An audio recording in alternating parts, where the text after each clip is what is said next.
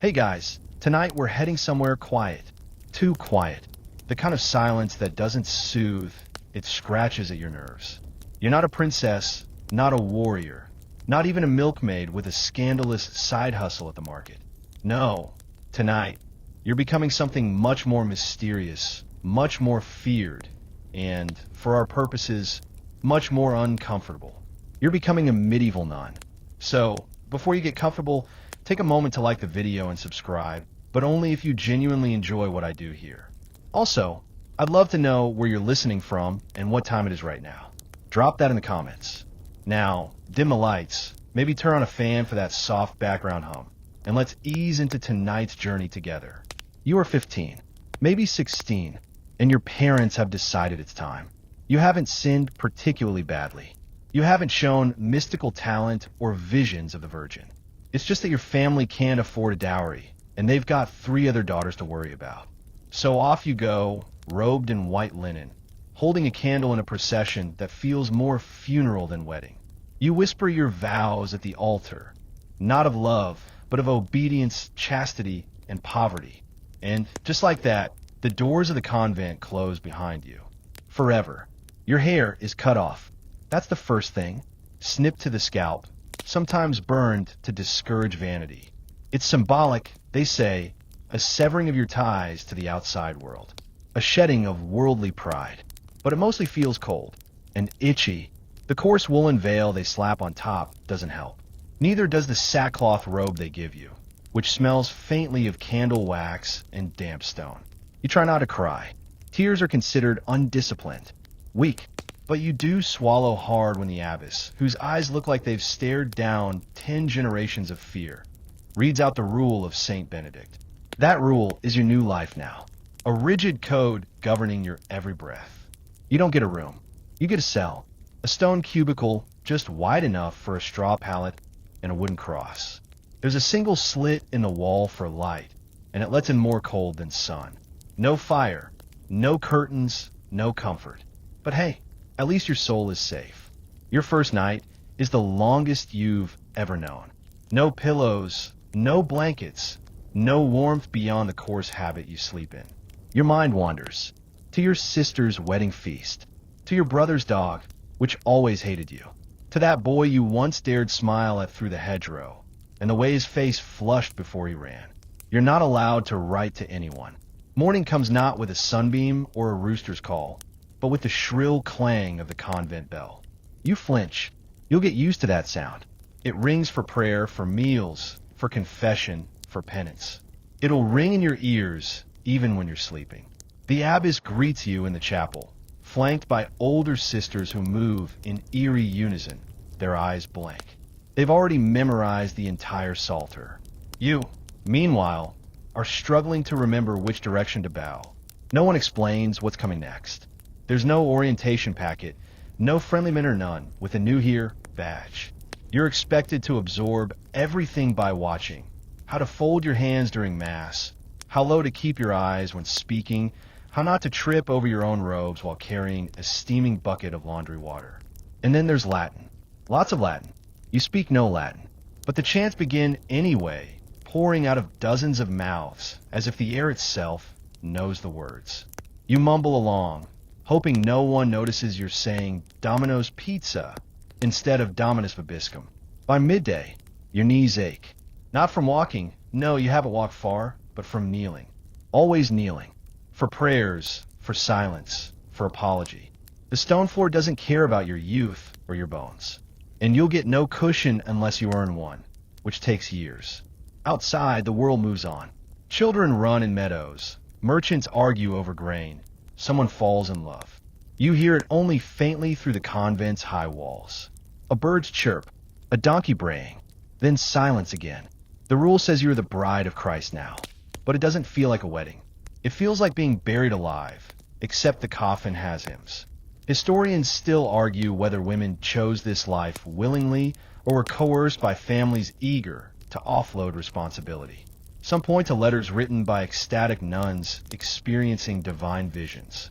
Others note the high percentage of novices under the age of 16, girls who couldn't legally consent to marriage, let alone lifelong seclusion. Either way, you're here. And here you'll stay. Your second night is worse. Because this time, you know what's coming. The cold, the silence, the pressure to be holy, humble, and invisible all at once. You lie awake staring at the cracked ceiling of your cell, praying for guidance. You receive nothing, except perhaps the faint sound of Sister Agnes in the next cell, quietly sobbing. At dawn, you don't wake so much as rise, because you never truly slept. The bell tolls again, echoing through the stone walls like some divine headache. You swing your feet onto the freezing floor and pull your habit tighter, though it never seems to hold warmth. Today is your first full day as a postulant, and it's going to be long. The morning routine is brutal in its precision. You shuffle with the other sisters into the chapel, where Matins is already beginning. More Latin, more kneeling. Your legs tremble, but you hold still. Movement equals punishment, even if it's just a twitch. You learn quickly. Don't fidget, don't yawn, don't sneeze. Someone once had to fast for 3 days just for sneezing mid-prayer. You're not taking that risk. After prayers, it's manual labor. The abbess assigns you to laundry duty, a rite of passage, apparently. You're handed a tub, a bar of coarse soap, and a wooden paddle.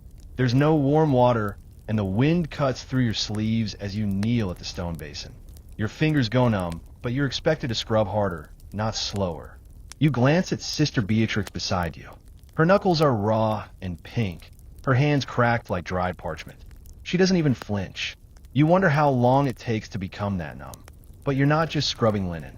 You're scrubbing sins. Symbolically, every chore has its moral meaning. Sweep the floors. Sweep impure thoughts from your soul. Weed the garden. Uproot temptation. Wash another nun's dirty underthings. Cleanse yourself of pride. It's character building, if not entirely sanitary.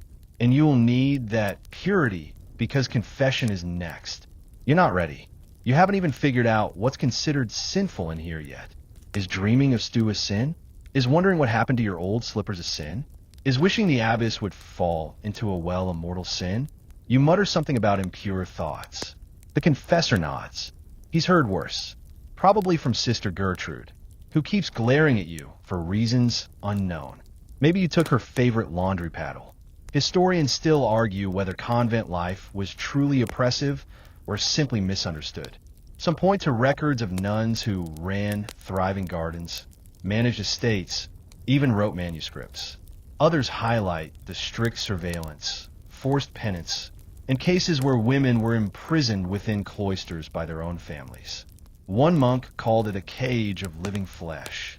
And let's not forget the food, or lack thereof. Breakfast is a chunk of brown bread and thin ale. No butter, no honey. Meat? Forbidden. It's believed to stir up impure lusts. So it's cabbage and lentils for lunch, too, unless it's a feast day, in which case you might get 2 lentils. By midday, your stomach growls, but you're not allowed to complain. Complaining shows weakness. Weakness invites rebuke. Rebuke leads to more chores. After the noonday prayers, it's back to work. Today you're tasked with copying scripture, not writing. No, you're not trusted with ink yet. Just holding the candle while Sister Benedicta writes. For hours, the wax drips onto your sleeve. You blink against the smoke. Your eyes water, but you stay silent. Suffering is holy. You're not even allowed to swat at the fly crawling across your face.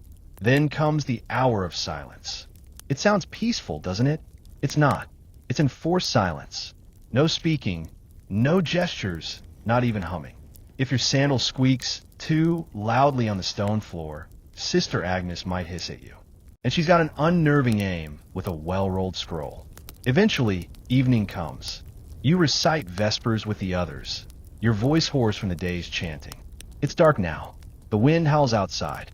Candles flicker, and still you pray. You think of the outside world, the noise, the colors, the chaos. You used to complain about it.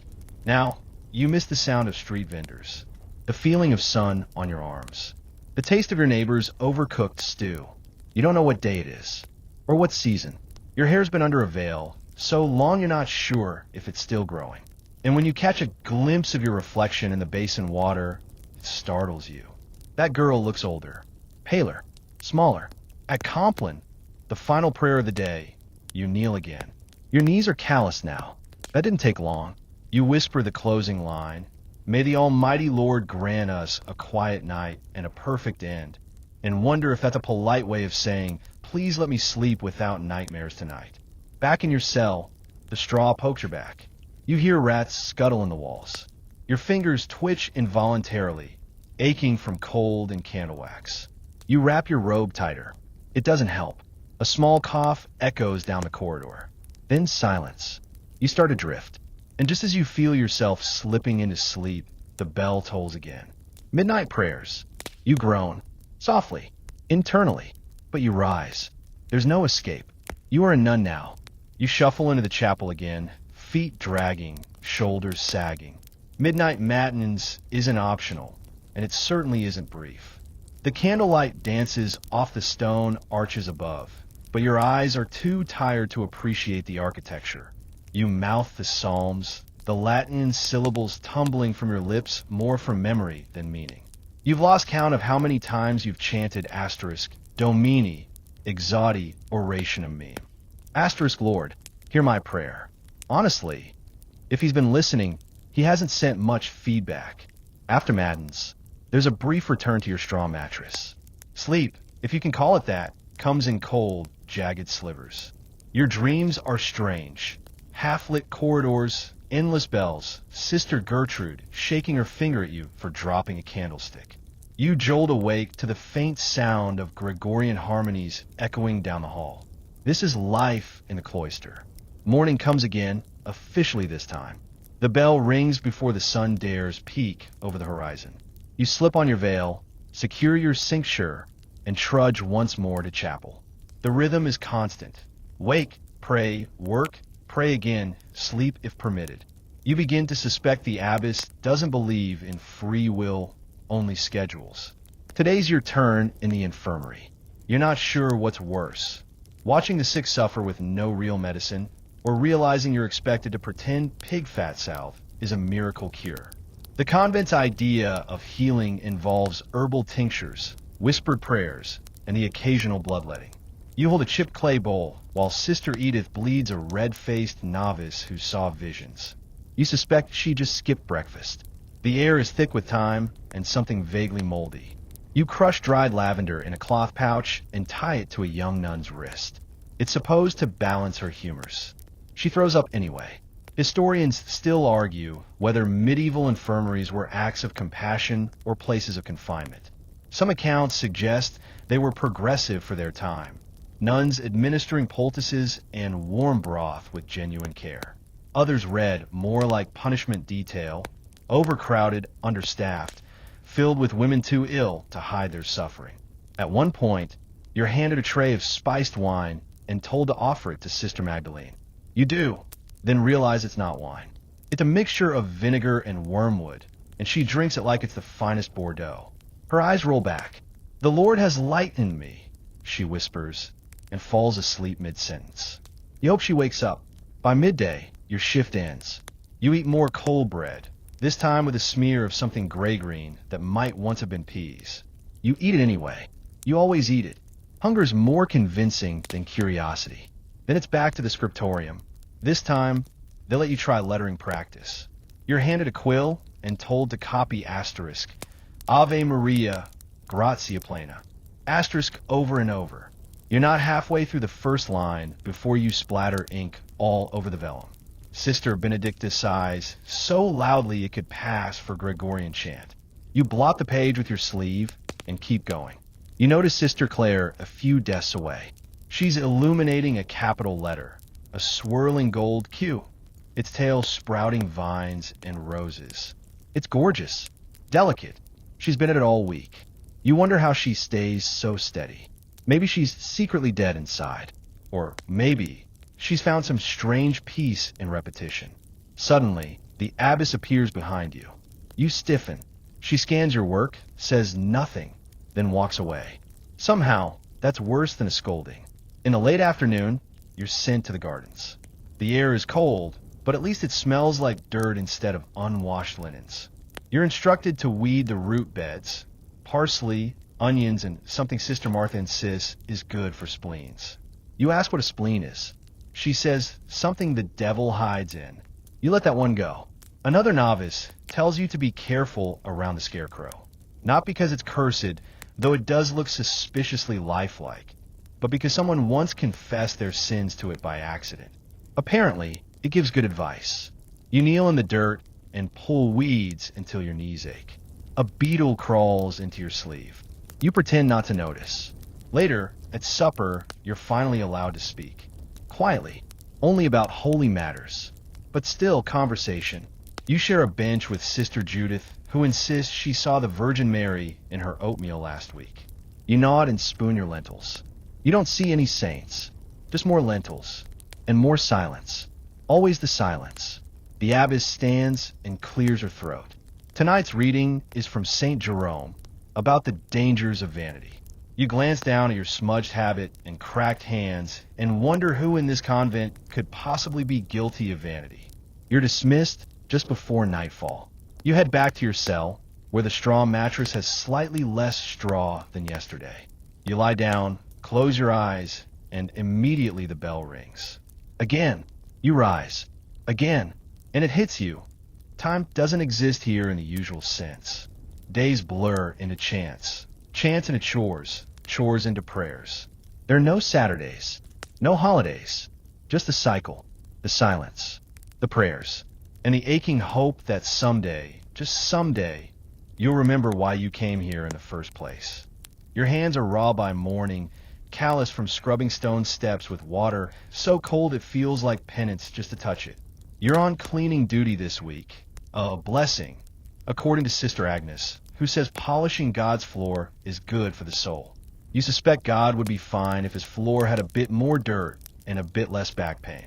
You wring out your cloth into the bucket and look down the corridor. Endless tiles, and every one must gleam. There's a rhythm to it now. Dip, scrub, pray, repeat. You hum softly, half chanting a psalm through gritted teeth as your knees grind against the floor.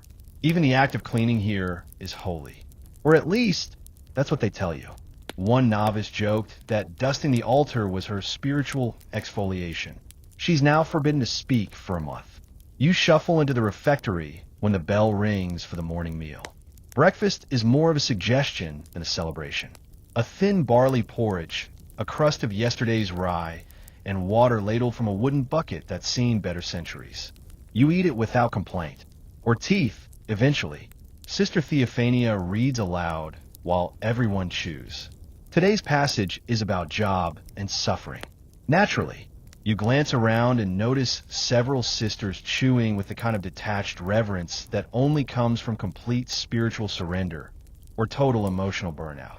Hard to tell the difference these days. After breakfast, the real fun begins. You've been assigned to textile repair in the convent's laundry annex. It smells like mildew, soap root, and suffering. A wooden tub bubbles half-heartedly in the corner. You're told to mend a stack of undertunics, each more threadbare than the last. You thread your needle, not your twine, and begin.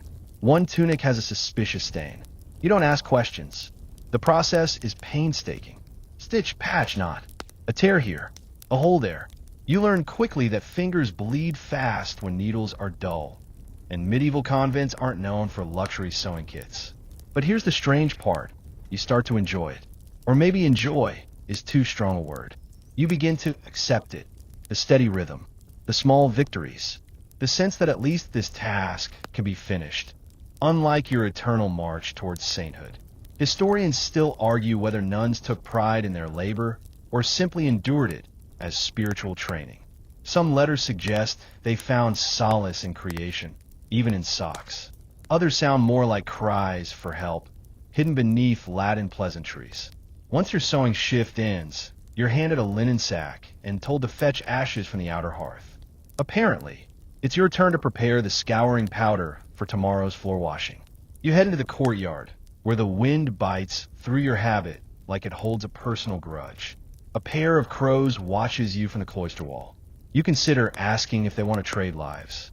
Back inside, you pass the chapel and notice Sister Colette kneeling before the altar, forehead to stone. She's been there for an hour, or 3. You can't tell anymore. Her whispered prayers float like steam. She mutters something about purification, about purging earthly thoughts. You quietly tiptoe past. You've already been scolded once this week for sneezing during lauds.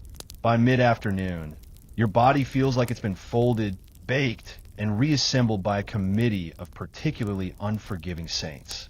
But rest isn't on the schedule. You've got to attend the Lectio Divina, a period of contemplative reading and reflection. Sister Scholastica hands you a copied passage of Augustine. The ink is faded, the Latin sloppy. You read slowly, lips barely moving, brain aching. A fly lands on your parchment. You resist the urge to swat it with a divine scream. Afterward, the abbess invites novices to share reflections. One girl says the passage reminded her that suffering is love. Another says she now sees her blisters as holy badges. You keep your mouth shut and think about how your toes feel like boiled turnips. Supper arrives like a lukewarm dream. Lentils again, with garlic this time, which everyone silently thanks God for. The room fills with the soft clatter of spoons and the dull rustle of woolen sleeves. You manage 3 bites before Sister Marguerite starts choking.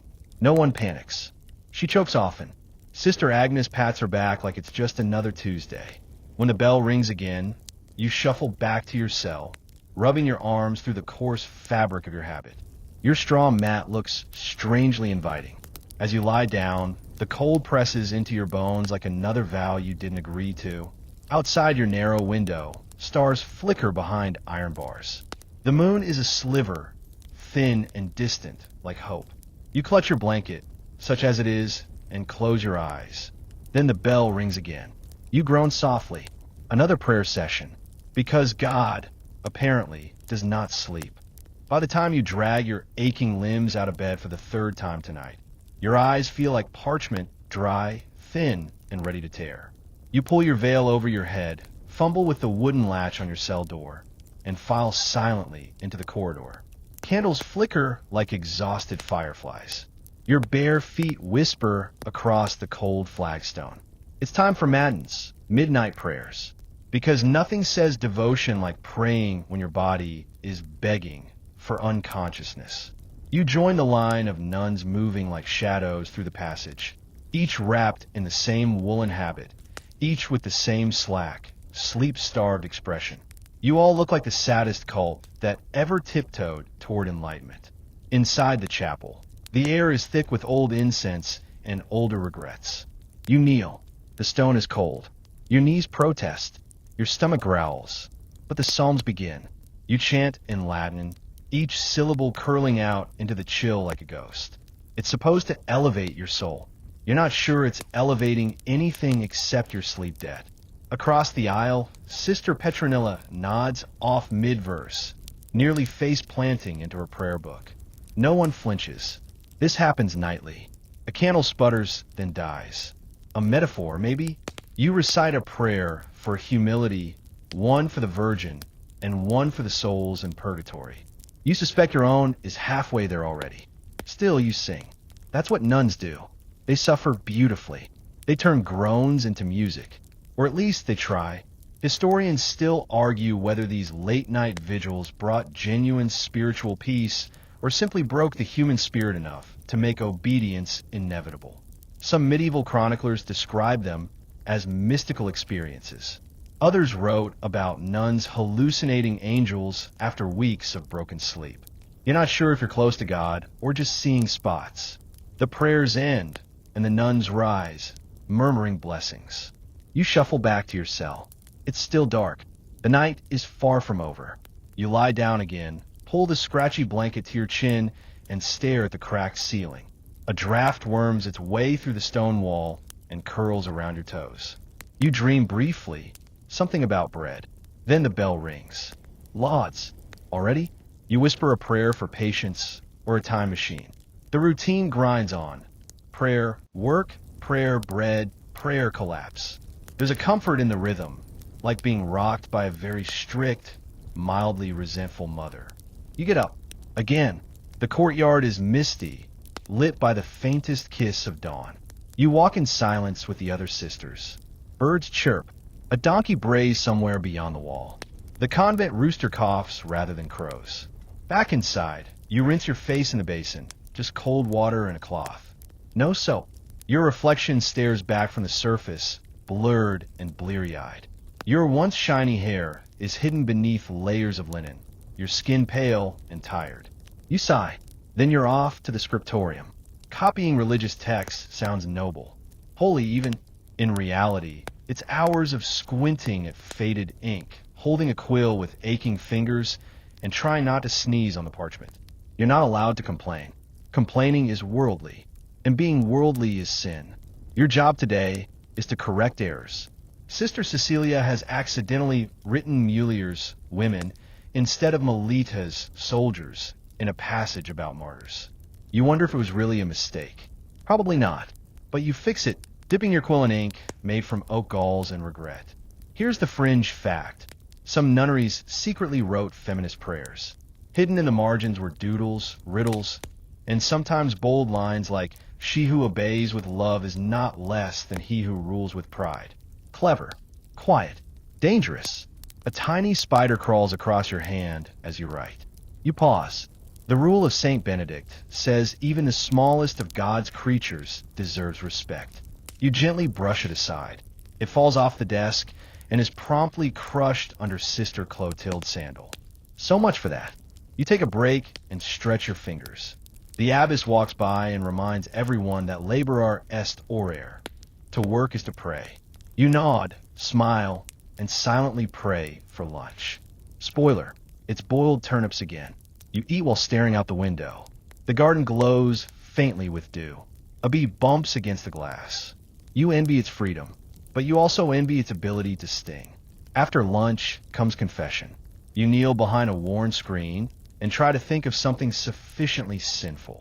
You confess to pride, to jealousy of the abbess's sturdy boots, to feeling annoyed at the rooster. The priest nods. He tells you to recite 10 Hail Marys and to contemplate humility. You do. You contemplate it until you accidentally fall asleep during the 10th prayer and get nudged awake by Sister Scholastica's elbow. Back to the chapel for more chanting. Your throat is dry. You sing anyway. As evening falls, the sky purples through narrow windows. You light a taper and follow the line to supper. Then Compline, final prayers. You whisper psalms into the candlelit hush and feel your soul tiptoe toward some distant peace. Then, mercifully bed, you curl up again on your straw mat. You breathe in the scent of wax, wool, and your neighbor's unfortunate foot hygiene. You whisper one last prayer, that the bells sleep in just once. They won't. When the convent bell tolls before sunrise yet again, it's less a summons and more a threat. Your limbs ache like you've been threshing wheat in your sleep, your brain is porridge, and your straw mattress has somehow become more uncomfortable overnight. An impressive feat, but you rise. Because you have to. Because a life of devotion waits for no one. Especially not a groggy nun who dare to dream for more than 5 minutes. This morning, you're assigned kitchen duty. Sounds simple. It's not. You shuffle into the darkened culina with a handful of other sisters, and the scent of root vegetables, sour milk, and damp firewood greets you like an old, slightly bitter friend. Everything smells vaguely boiled. Even the table. Sister Gertrude is already poking a pot with the kind of intensity usually reserved for exorcisms. The fire is barely going, and it's your job to coax it back to life using a pair of iron tongs and some damp kindling that absolutely does not want to cooperate. You huff, crouch, and blow into the embers until your face is covered in ash and your wimple smells like burnt cabbage. Congratulations. You now look like a very devout chimney sweep. As the flames crackle to life, you begin chopping onions, turnips, and possibly parsnips with a knife so dull it's more of a suggestion than a blade. Your hands are raw, your back complains, and every so often, someone quotes scripture at you in lieu of actual conversation. Today's reading, "Man shall not live by bread alone." Unhelpful, considering that's literally the only thing on the menu. Historians still argue whether these kitchen shifts were considered acts of penance or practical necessity. Probably both. There's something character building about scrubbing soot from a pot with nothing but sand, cold water, and the distant hope of heaven. You scrub, you rinse, You stack, then it's off to the garden. Because in the convent, the work doesn't end. It just changes flavors. Outside, the morning mist still clings to the hedges. Birds chirp with annoying optimism. You dig your fingers into the loamy soil, pulling up weeds that multiply like sins in a sermon. Your robe gets muddy. Your knees are already bruised from the chapel stone, and your nose itches, but your hands are covered in compost. The abbess says this is all sacred labor, returning to Eden through toil. You're starting to think Eden was overrated. You spot a worm. You whisper a psalm at it. It doesn't repent. But not everything is bleak. There's a kind of rhythm to the garden, an earthy poetry to the weeds and vines and clods of stubborn dirt. One of the older sisters hums as she works, some half-forgotten folk tune with a lilt like sunlight on water. You find yourself humming too. A bee lands on your sleeve. You pause. For one moment, the world feels still.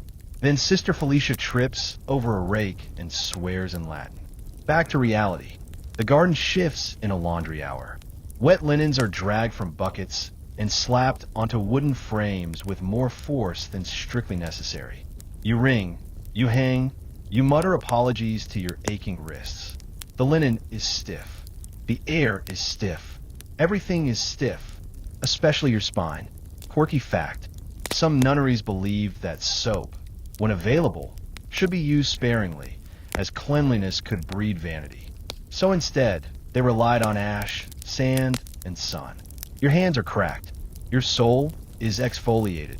You glance up and catch the abbess watching. Her expression is unreadable, somewhere between approval and mild disappointment. Basically the default facial setting for all abbesses. Later, you're allowed a short spiritual reading. You sit cross-legged by the hearth and open a battered volume of Hildegard of Bingen's Visions. The text is strange and luminous. Fire-breathing angels, cosmic eggs, apocalyptic rivers. It's like someone spiked the scriptures with fever dreams. But there's beauty in it too. A reminder that faith doesn't have to be dry. It can shimmer. It can blaze. You close the book and return it to the shelf, spine cracked and pages worn thin by dozens of tired hands. Then it's back to the chapel. The bell tolls. You kneel again. This time, the stone feels almost familiar. You chant. Your voice blends with the others until it isn't a voice anymore, just a thread in a tapestry of sound. You're not thinking about lunch or laundry or your cracked hands. You're just floating on vowels and candlelight. But all of it, every scraped pot, every soggy tunic, every silent prayer in the garden, is part of the same exhausting, relentless, strangely holy rhythm. You wonder if this is what sainthood feels like, or maybe it's just chronic fatigue. The night arrives with no ceremony, no sunsets bleeding across golden fields, just a slow dimming, like someone lowering the flame on a weary oil lamp. You made it to evening prayers, barely, legs trembling, head nodding with each Ave Maria. The chapel is chillier now. Candles flicker against the stone walls, casting long shadows that make even the statues of saints look suspiciously judgmental. You're kneeling again. Of course. If a nun's life had a soundtrack, it would just be the quiet cracking of knees and the echo of whispered Latin. The floor is as hard as ever. You shift your weight, try to ignore the pinprick of a splinter from the bench edge, and chant with the others, your voice hoarse, your thoughts fuzzy. Tonight's reading is from the book of Job. Fitting. You've begun to identify deeply with the man. Though to be fair, Job got ash and boils. You're just dealing with permanent laundry hands and a deep spiritual ache somewhere behind your left eye. When the final amen dissolves into the stale air, you rise slowly. It's time for the great silence. From sundown to sunrise, no speaking at all. It's meant to deepen reflection, create space for the divine. In reality, it mostly intensifies the awkwardness of tripping over someone in the corridor or dropping a bucket in the dark. You nod at Sister Margarita as you pass her in the cloister. She nods back. You both nod like you are in a very solemn medieval bobblehead contest. You shuffle to your sleeping quarters, a narrow wooden cell barely wide enough to stretch your arms in. No mattress, just a rough woolen blanket over a wooden plank. No pillow, no privacy, just thin walls, holy thoughts, and the distant wheeze of Sister Amarie's holy snoring. You undress in the dark, folding your habit with reverent exhaustion. Underneath, a scratchy woolen chemise clings to your sweat-damp skin.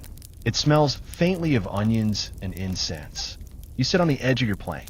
You don't say a prayer. You've run out of words. Instead, you breathe, deep and slow. Then the scratching starts. Not metaphorical, literal. Something is nibbling behind the wall. Mice? Maybe. Demons? Possibly. Sleep? Unlikely. You lie down anyway, blanket wrapped around you like a limp tortilla. The straw-stuffed padding beneath you pokes in all the wrong places. But you're too tired to care. Sort of. Your toes are cold. Your nose is colder. You tuck your hands into your sleeves like a monastic burrito and try to summon dreams that don't involve vegetables or Latin conjugations. Quirky note. Some convents believe that dreaming of saints meant you were being spiritually courted. So when you finally drift off and dream about a bearded man offering you a rose and then inexplicably turning into a loaf of rye bread, you assume that's fine. Normal. Possibly sacred. Historians still argue whether these nocturnal visions were signs of divine contact or just the result of too much lentil stew. You wake in the middle of the night, heart pounding, not from a nightmare, though the one about the talking reliquary was deeply unsettling, but from a matins bell. It's time to rise again. Yes, in the middle of the night. The second round of prayers waits. There's a full schedule of liturgical hours, and you are now in the graveyard slot. You fumble your habit back on, stubbing your toe on the bed frame, and whisper an apology into the dark. Not that you're allowed to speak. Old habits. You join the other sisters in the chapel. Everyone looks like a haunted candle. Pale faces, flickering eyes, wrapped in wool and sleep deprivation. The candles are relit. The psalms begin again. You chant words you no longer fully understand, just syllables rising into cold air, hoping someone, anyone, is listening. Your breath fogs slightly in front of you. You start to sway, but Sister Claire pokes you gently with a finger, grounding you in reality. You continue, like a Holy Ghost choir refusing to sleep. Eventually, the hour passes. Time here is measured not in minutes, but in candles burned and knees bruised. You return to your cell. This time, you collapse without folding anything. The silence continues. Even your dreams are muted.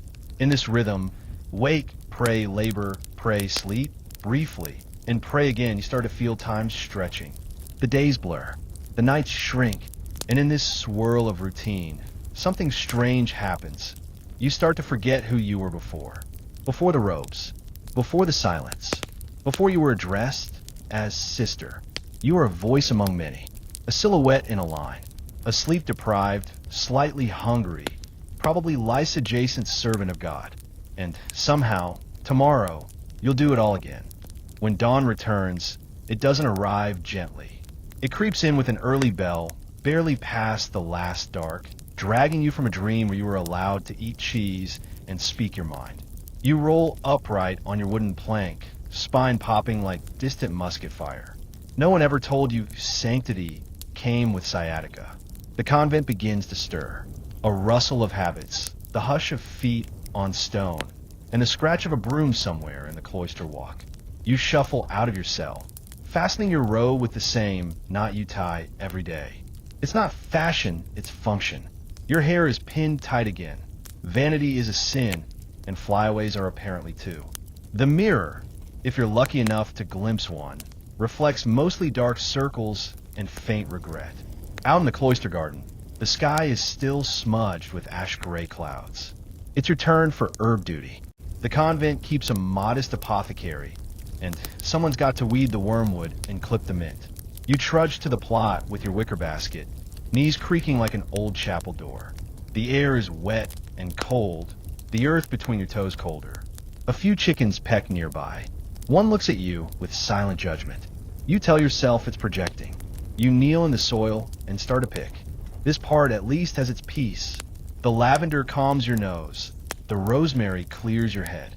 You breathe, and for a second, it's just you and the earth. Then Sister Gertrude appears behind you with a list of duties so long it might be scriptural. You sigh inaudibly. Back to it. You're on infirmary rotation. The convent doesn't just pray, it tends the sick. Villagers, orphans, even a disobedient pig once. Today it's an elderly woman with a fever so high she's quoting psalms backward. You sponge her forehead with vinegar water. Yes, the same medieval cure-all from Section 1's haunted sponge memories. The scent stings your eyes, and your stomach churns at the heat radiating from her skin. Medical care in your convent is a cocktail of prayer, herbs, and guesswork.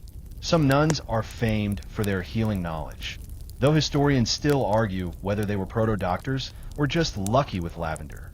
Your own training consists of bandaging poultices and knowing which saint to invoke depending on the bodily fluid involved. You sit with the patient for hours, whispering prayers and changing linens. She eventually falls asleep. You envy her just a little.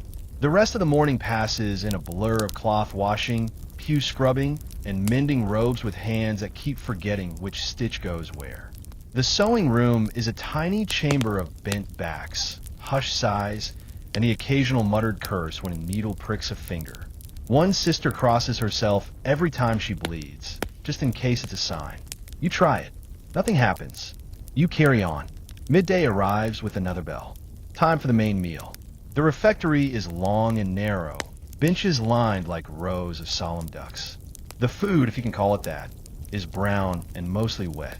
Lentils again, maybe barley. Possibly yesterday's lentils pretending to be new barley. Silence is still in effect. One sister reads aloud from scripture while everyone eats. Her voice drones like a medieval podcast. No fast forward, no skip ads. You chew slowly, eyes glazed. You wonder what hot bread with butter tastes like. Then you remember you've confessed that craving already. After the meal, a brief pause. You take it in the cloister, with a stone corridor's curve around a quiet garden. There's a breeze. You tuck your hands into your sleeves again. You sit on a bench worn smooth by centuries of tired holy bottoms. A blackbird lands nearby. You think about talking to it, then remember the vow of silence. Instead, you blink at it meaningfully. It blinks back. You call it a win. Then the bell rings again. Afternoon, labor varies. Today it's parchment scraping. Someone has to prep the pages for the scriptorium's next round of illuminated texts. You drag a stiff animal skin over the wooden frame and begin shaving it smooth with a curved blade. The smell is medieval. The motion hypnotic. Your hand aches, but it's a task that demands rhythm more than thought. You find yourself humming under your breath, just low enough that no one can hear. And still, all of this is considered privilege. Not everyone gets parchment duty. You're literate, after all, one of the fortunate. Some nuns spend their days harvesting leeks, or fetching water, or cleaning privies with a rag on a stick. You swore a vow to serve, and serve you do, in prayer, in silence, and in smells no one warned you about. Eventually, the sun begins to dip. Your hands are cramping. Your eyes sting. Your thoughts start to fray like the hem of your robe. You know what's coming next. Evening prayers, the great silence, and your wooden plank. But for a moment, in the twilight haze, you stand in the doorway of the scriptorium and look out at the cloister garden. The rosemary is bending in a breeze. The sky is bruised with purple and peach. The chapel bell hasn't rung yet. And in that pause, between duty and devotion, you breathe. Deeply, quietly, because you know the moment will pass, and then it's back to the rhythm. Night falls like a thick woolen cloak, muffling the convent in shadow and silence. You trudge back to your cell, the stone floor cold beneath your thin sandals. The air smells faintly of burning tallow and old parchment, mingled with that ever-present mustiness, like history itself is pressing in close. The candle flickers on the wooden shelf, casting long, quivering shadows that dance like restless spirits across the cracked plaster walls. Before you settle in, there's the evening ritual, the compline. The sisters gather once more in the chapel, faces pale in candlelight, voices low as they chant psalms that echo off ancient stone. The sound wraps around you, soothing and haunting all at once. It's meant to calm your mind and prepare you for sleep, but sometimes it only reminds you of the day's weight pressing down on your soul.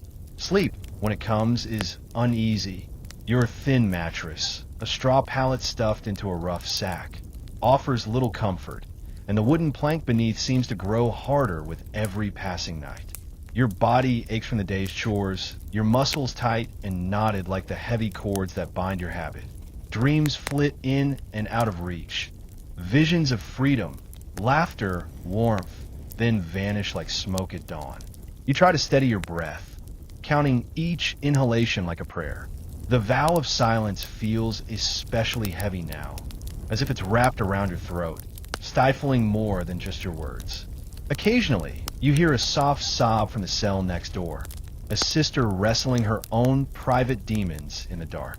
You remember that vow wasn't just about silence. It was about obedience, humility, and denial. A life stripped of self. Some say this asceticism is the purest path to holiness, but historians still argue whether it was truly spiritual devotion or just institutional control. In the flickering candlelight, you think about the other nuns you've met. Some kind, some cruel, some resigned like you. Their stories are stitched into the convent's walls, whispered in the rustle of habits, marked by the stains on stone floors. You wonder if they, too, lay awake, wondering how long this nightmare will last. Outside, the night wind whistles through the cloisters, carrying faint sounds of the village, dogs barking, the distant hoot of an owl, the rustling of leaves. A reminder that beyond these walls, life goes on, messy and loud and free. You close your eyes and pray, not just for salvation, but for strength to face tomorrow's trials. The darkness feels endless, but dawn will come. It always does. Morning arrives like a thin shaft of pale sunlight piercing the gloom of your cell, coaxing your eyelids open with its gentle insistence. You lie still for a moment, listening to the faint clatter of wooden sandals and whispered prayers drifting through the stone corridors. The cold bite of the air seeps through your thin habit, reminding you there's no warming yourself beneath soft blankets here. Just another day in a convent's relentless routine. You rise, aching in places you didn't know could ache, and wrap your rough woolen cloak tighter around your shoulders. Today, like every day, begins with matins and lauds, hours of chanting that echo through the vaulted ceilings, your voice joining dozens of others in a seamless chorus. The rhythm of the Psalms is meant to steady your spirit, but sometimes it feels more like a cage, locking you into a life of endless repetition. After prayers, it's time for work. The scriptorium awaits, where you and the other sisters labor over illuminated manuscripts. Tiny gold leaves catching the candlelight as your quill scratches slowly across vellum. It's painstaking, delicate work requiring sharp eyes and steady hands, and yet it can't distract from the gnawing ache of confinement. The hours tick by with agonizing slowness, punctuated only by the occasional sharp word from the abbess or the soft rustle of parchment. Historians still argue whether the artistic dedication of these nuns was a genuine spiritual calling or simply a way to occupy restless hands and minds in a place where free will was severely limited. Regardless, the manuscripts you create, ornate, beautiful, and painstaking, will outlast you by centuries, though you might never glimpse their legacy. At midday, a simple meal is served: coarse bread, watery pottage, and occasionally a few wilted greens. No spices, no indulgences. Food here is about survival, not pleasure, and the strict fasting rules mean many days you eat less than you need. The thin broth barely warms your stomach, but hunger is something you learn to live with. The afternoon drudgery brings chores, scrubbing stone floors with cold water, tending the herb garden for the infirmary, or sewing threadbare habits. Your hands grow raw and calloused, your muscles weary, but the work offers no escape, only more reminders of your place. As the sun sinks low and shadows lengthen, you steal a moment to glance out the tiny window at the distant fields where life seems so much freer and fuller. The wind carries the scent of hay and earth, a world apart from these cloistered walls. You wonder if this endless cycle of prayer and toil is truly a path to sanctity or simply a slow erasure of yourself.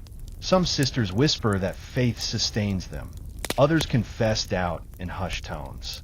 And you, somewhere in between, keep moving forward, one chant, one stitch, one breath at a time.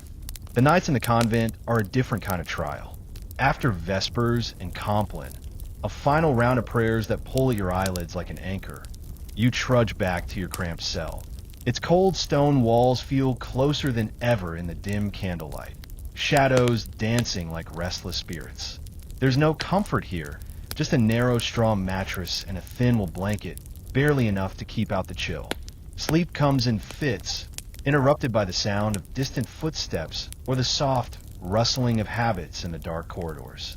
Sometimes you lie awake, thoughts swirling, of family far away, of freedom lost, of the small rebellions you allow yourself in stolen moments. A secret prayer for a different life, or maybe just a wish for dawn to arrive faster. The strict silence enforced at night weighs heavily on you. Speaking is forbidden except in emergencies, and the penalty for breaking this rule can be harsh. The abbess patrols the halls with stern eyes, a reminder that every word and every action is watched, measured, and judged. It's not just the walls that confine you. It's the invisible grip of fear and discipline. You recall a strange custom whispered among the sisters, a midnight ritual of counting breaths or tracing the signs of the cross on their skin to ward off nightmares and evil spirits. Some say it helps, others believe it only feeds the restless mind. Historians still argue whether these nocturnal practices were widespread or the secret solace of a few. At times, you catch yourself longing for the chaos and noise of the outside world. The laughter, the bickering, even the petty frustrations. Here, in this monastic silence, the mind can become a labyrinth, each corner turning back on itself. It's a quiet torment, a constant battle between devotion and despair. As the hours crawl toward morning, you finally find some rest.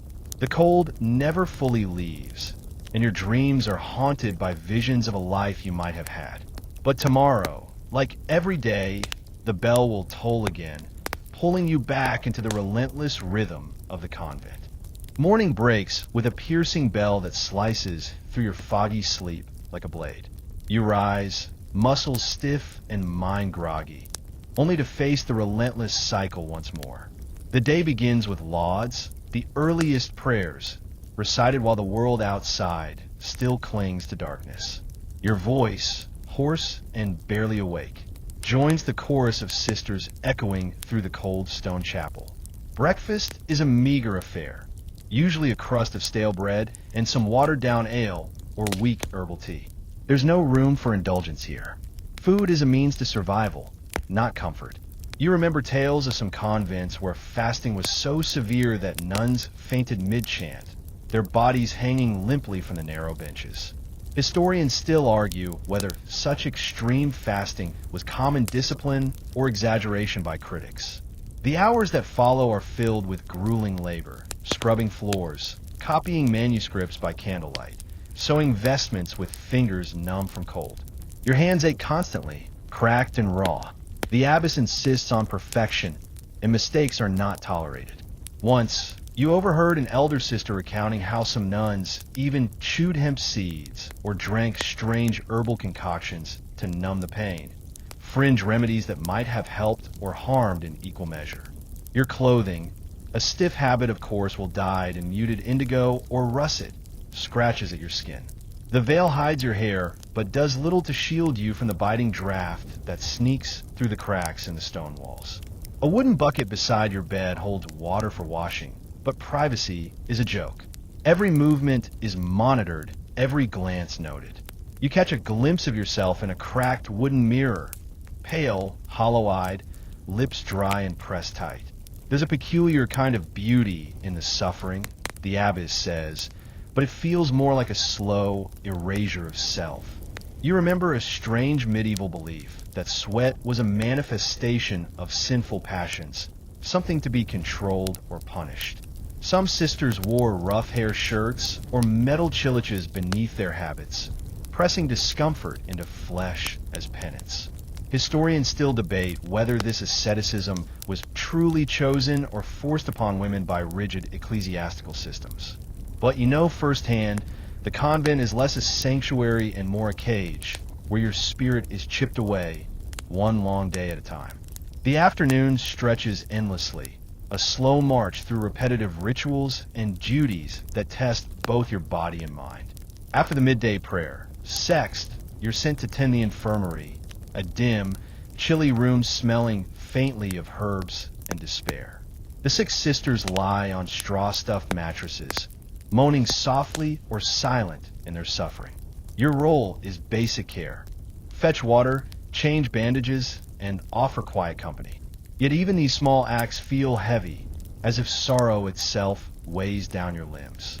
You notice the herbal remedies lined up on wooden shelves, some common, like chamomile and rosemary, others more mysterious, like powdered dried vipers or crushed snails. Medieval medicine was a patchwork of knowledge and superstition. A quirky detail: some nuns believed that the tears of a pure virgin had healing powers. Historians still argue whether such beliefs influenced medical practices or were merely hopeful myths whispered in dark corners. As you prepare a poultice for a sister's feverish brow, your fingers tremble. The fear of infection looms large, though germs remain unknown. You wipe your hands on your habit, knowing it's hardly sterile. The convent's isolation offers some protection, but outbreaks of plague or scabies still creep in, sometimes devastating entire communities of nuns. Your thoughts drift to the outside world. Peasants in sun-baked fields, merchants bustling through town squares, children playing freely. Your life is locked behind stone walls and iron discipline, punctuated by prayers and penance. The abbess often reminds you that this sacrifice brings salvation, but it feels more like an unending penance for a sin you didn't commit. Later, you glimpse a rare moment of laughter among younger sisters, a fleeting spark of rebellion. You wonder if they dream of escape or if the convent's shadow will follow them forever. Historians still debate how much agency medieval nuns had within these cloistered lives. You glance at your reflection again. Same pale face, now streaked with tears you quickly brush away. The veil still conceals much, but inside, you wrestle with doubts and longing that no amount of ritual can soothe. Evening descends with a quiet chill, and the convent stone walls seem to close in tighter around you. After Vespers, the final prayer of the day, you're expected to sit in silence for hours in the dim candlelight, reflecting on your sins and shortcomings. The cold seeps into your bones as the hard wooden bench offers little comfort, and your mind drifts to the rare warmth of the outside world. The touch of sunlight on your skin, the laughter from the market square, even the fleeting presence of a stray cat in the garden. A quirky custom eases the long night.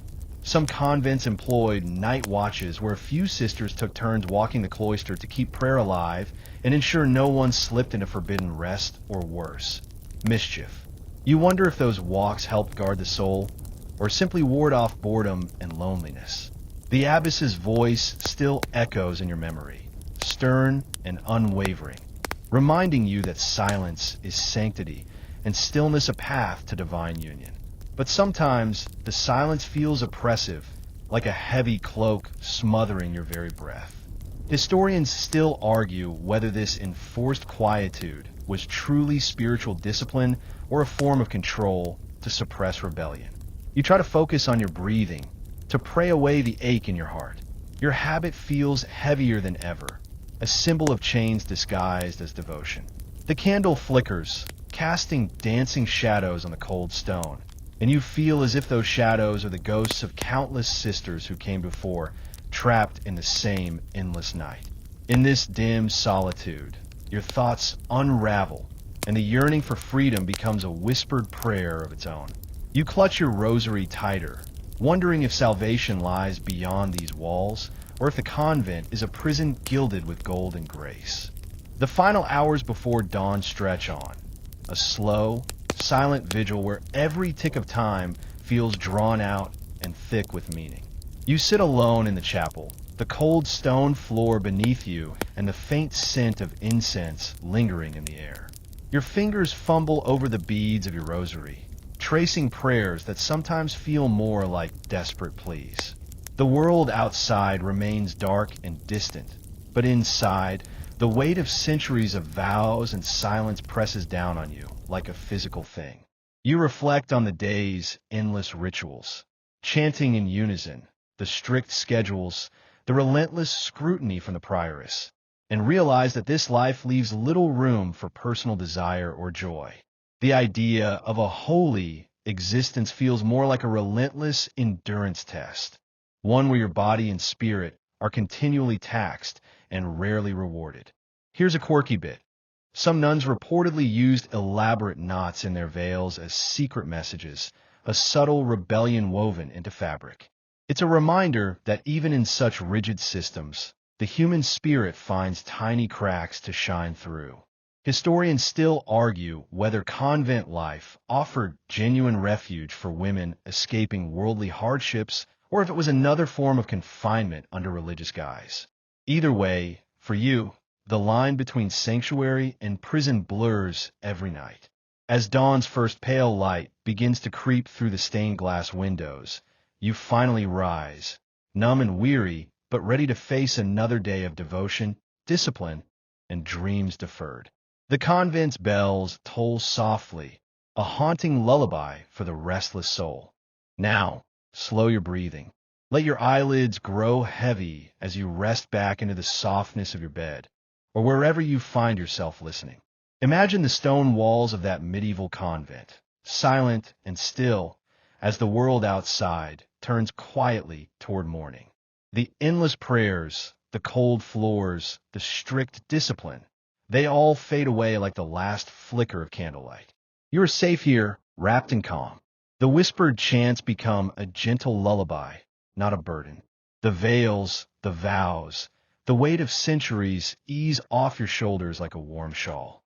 And in this quiet moment, you find a small space just for yourself, a place where hope and rest are not forbidden, but quietly waiting. Let your thoughts drift slowly now, like petals falling in a shaded cloister garden. Remember that even in the darkest cells, there was always the promise of dawn. Your heart beats steady and slow, your mind softening, the day's worries slipping away. As the soft background hum of your room, or maybe that gentle fan you turned on earlier, carries you towards sleep, know that you've walked through history tonight and come out wiser, gentler, ready for your own dreams. Good night and sweet dreams.